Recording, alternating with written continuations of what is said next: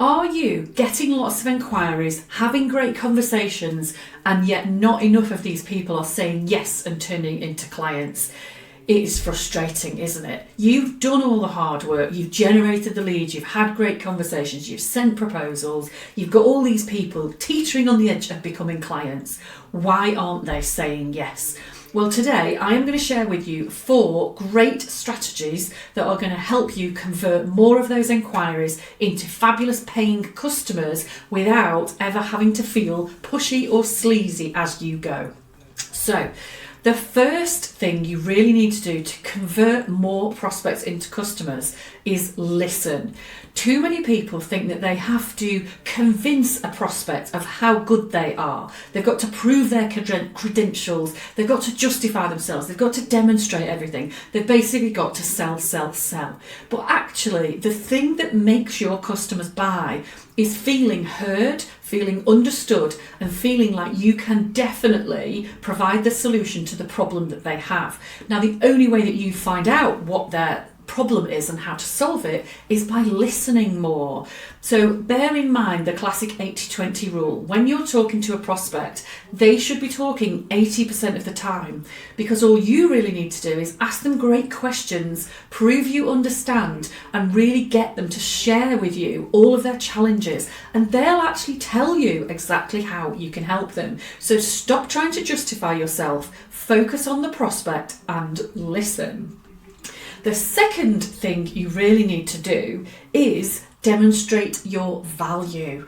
Now, value is a really interesting concept because so often people think value is the thing you do and what it achieves. But value actually is defined entirely by your client. It's not what you define it as at all. For instance, the value in what I provide is not 2 coaching sessions a month with me and a planning day once a quarter. Obviously, they're both epic, but that's not what my client sees as value. Value to my customers is having a really clear plan, understanding exactly what they need to do to grow their business, seeing how they're going to attract better customers who pay better prices and who appreciate what they deliver. So that value is absolutely defined by my customers, not by me. Now, the beauty is, if you follow step 1 and you listen really well, your prospects will tell you exactly what value means to them. So you can then explain exactly how you are going to deliver that value. So you become the solution to their problem. It's beautiful. And step number 3 is to be the expert.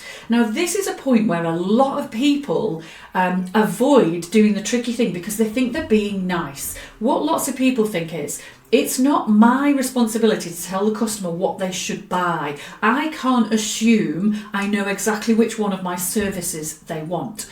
What I should do is tell them everything I can offer. I can show there's loads of ways that I can help, and then I'll just let them make their decision because I don't want to be too pushy. But right at that moment, what your customer needs from you is for you to help them make that decision as easy as possible. If you give them a lot of possible solutions, you're also giving them a lot of potential decisions to make. Take away that confusion and complexity and be the expert. So you can tell your client, here are 3 great ways that I think I can help you, but the one that I think is perfect for you is this one, and here's why I think that's so great. And of course you've listened, and of course you've demonstrated your value. And at that point, when you are the expert and you say, this is the solution and this is why, the decision making for your customer just becomes so easy. You take away uncertainty and confusion, and you make it significantly more likely that that customer is going to say yes. And then the final tip number 4, is to follow up properly. Follow up is one of those absolutely classic areas where it's all too easy to say, they want some time to think about it, I'm going to give them some time, I don't want to be too pushy.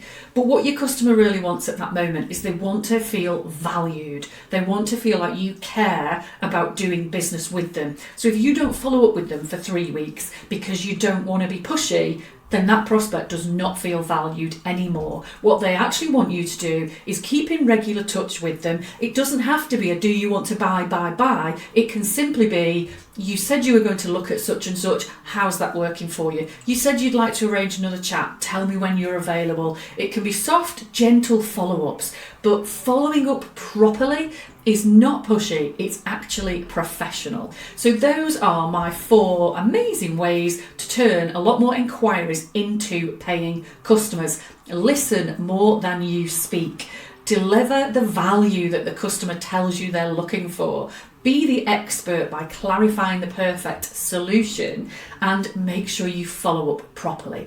If you know one or all of these are your Achilles heel and you'd love some help to get better at these in your business, get in touch with me at tailory.co.uk and let's have a chat.